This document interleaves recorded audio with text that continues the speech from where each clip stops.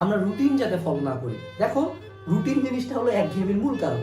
7টা থেকে 8টা, আচ্ছা তুমি আমার কল দেখি, তুমি জীবনে যে এত রুটিন লাগছে, সকাল 7টায় উঠবো, 8টার দিকে খাবো, তারপরে হলো পড়তে বসবো, 8টা থেকে 9টা ফিজিক্স, 9টা থেকে 10টা বায়োলজি, কয়দিন রুটিন ফলো করছি বে? হ্যাঁ বলতো নিজে বল। কেউ আমরা ফলো করতে পারি না। আমরা সবাই রুটিন লিখছি, এবার আমরা ফলো করতে পারি না, কারণ হিউম্যান লাইফ কখনো রুটিন না। তোমার কোন সময় হঠাৎ করে বাথরুম লাগবে, কোন সময় তোমার বাসায় কেউ অসুস্থ হবে, কোন সময় তোমার ভালো লাগবে না, you can not control that.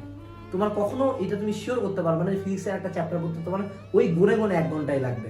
কোনো কারণে যদি কম লাগে কি করবে, কোনো কারণে বেশি লাগে কি করবে। সো রুটিন আমরা ফলো করতে পারি না, রুটিন আমরা একটা সময় ব্রেক করি, যার ফলশ্রুতিতে আমরা ডিপ্রেশনে ভুগি যে আল্লাহ রুটিনটা বাঁধতে পারলাম না।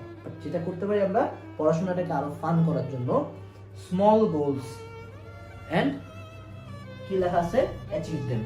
Small goals and achieve them মানে কি, তুমি ছোট ছোট টার্গেট ধরো, সামনের 1 ঘন্টায় বা আজকে সারাদিনের মধ্যে আমি 5টা চ্যাপ্টার পড়বো। সেটা আমি কিভাবে পড়ি, কতক্ষণ পড়ি, কয় ঘন্টা পড়ি, কয়টা থেকে কয়টা পড়ি, ডাজেন্ট ম্যাটার। আমার আজকে সারাদিন শেষে 5টা চ্যাপ্টার কমপ্লিট হচ্ছে। 5টা চ্যাপ্টার কমপ্লিট, তোমার মনে ভালো লাগবে না, okay I have achieve today's goal. তুমি ধরবা যে নেক্সট 30 মিনিটে আমি এই কয়টা ম্যাথ করবো, অ্যাচিভ করবো, ভালো লাগবে। বাট এরকম যাতে না হয় 7টা থেকে 8টা আমি ম্যাথ করবো, এটা হবে না।